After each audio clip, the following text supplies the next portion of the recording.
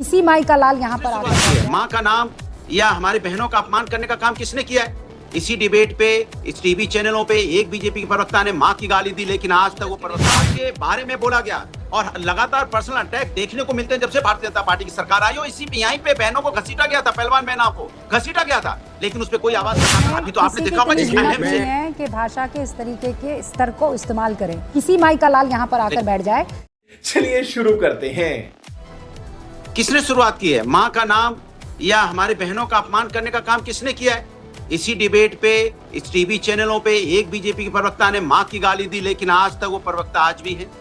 अच्छा, अगर सुप्रिया कुरैशी जी को एक विजय शाह बोलते हैं कि वो आतंकवादी की बहन है तो उस पर कार्रवाई नहीं होती है।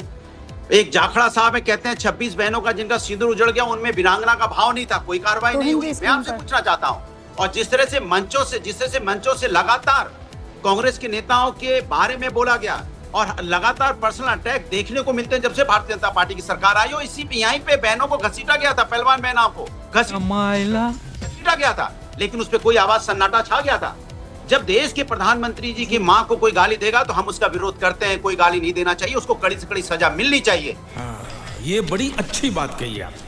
लेकिन आप सोचिए, जब देश के प्रधानमंत्री की माँ को गाली कोई दे सकता है तो आम जनता की माँ कितनी इनसिक्योर होगी, आम जनता की बहनें कितनी इनसिक्योर होगी। चर्चा इसकी होनी चाहिए, भारतीय जनता पार्टी को इस पर चर्चा करनी चाहिए और चिंतन करना चाहिए कि कितना इनसिक्योर हमारे देश की बहनें, और माँ इतना इनसिक्योर कोई भी गाली देके चला जाएगा।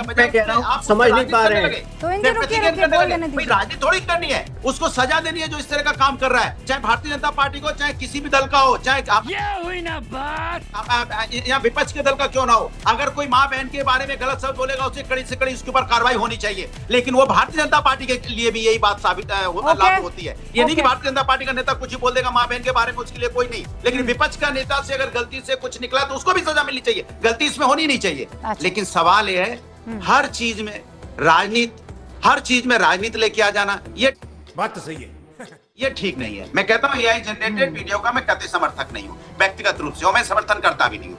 लेकिन ये भाषा की मर्यादा गिरी कब है? आपकी डिबेट में ही देख लीजिए, लगातार बीजेपी के प्रवक्ताओं के बाद जो जिस तरह की भाषा का उपयोग करते हैं दूसरों के लिए। मेरे डिबेट में अभी तो आपने देखा होगा कि भाषा के इस तरीके के स्तर को इस्तेमाल करें। I will never allow it. मैंने कभी अलाउ नहीं किया है।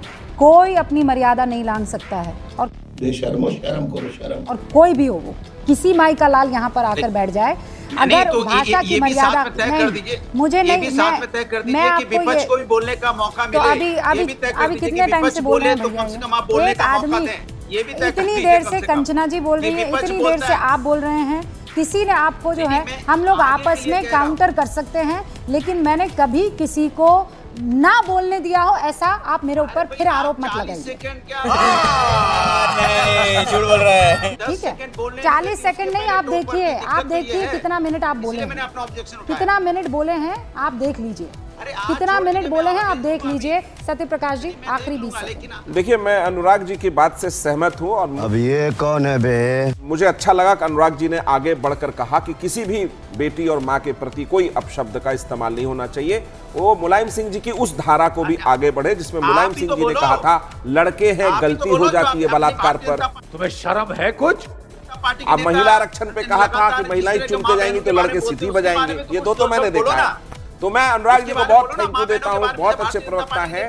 इस बात की सहमति इस पैनल पर है कि बिल्कुल नरेंद्र मोदी जी की मां के बारे में जो भी कहा गया है वो अपशब्द है। इस पर भी सहमति है कि जो वीडियो बनाया गया है, कांग्रेस ने अपने पैर में कुल्हाड़ी मारी है और खुद को एक्सपोज किया है कि कांग्रेस अब इस तरह की राजनीतिक गिरावट को समर्थन दे रही है। चल झूठा।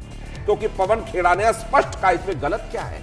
तो जब गलत उनको कुछ दिख नहीं रहा तो यही प्रार्थना कर सकते हैं कि कांग्रेस को सद्बुद्धि आए। सवाल है कि क्या इस पर जनता जवाब देगी? बिल्कुल देगी, क्योंकि नरेंद्र मोदी जी देखते हैं, हम भी, आप भी यही हैं, हम भी यही हैं। बिल्कुल देगी जनता। बार बार जब इन मुद्दों की बात होती है तो कहते हैं कि इससे पता कैसे चलेगा कौन सही कौन गलत। बोलने दे, तकलीफ हुआ है बेचारे को। मुझे लगता है चुनाव और वोट, ये लोकतंत्र में सबसे बड़ा तरीका, सबसे बड़ा इम्तिहान और परीक्षा ही होती है। आप सभी का बहुत बहुत शुक्रिया।